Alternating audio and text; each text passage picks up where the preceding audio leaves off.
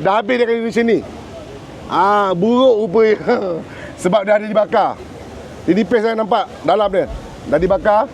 Ini yang saya dah potong tu sebab dia rendah. Nampak berapa jauh beza potongan ni. Ini yang saya potong sikit je. Tengok. Dah jadi apa dah? Ciri dah berkirai dah. Berlubang dah. Dah macam apa ni? Macam selimut koyak ni. Tapi ni semua boleh makan Semua boleh makan. Kita akan masak dia, jadikan dia sos. Ni semua boleh masak. Dah jatuh dah. Allahu Akbar.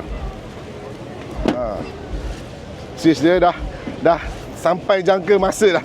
Sampai masa dah. Okey, saya tunggu.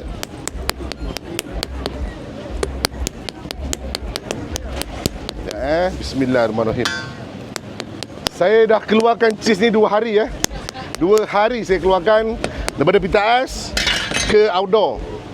Lepas tu kalau saya simpan dalam pita ais, dia senang tumbuh kulat. Cheese ni sangat senang tumbuh kulat. Okey, bismillahirrahmanirrahim. Saya potong yang pertama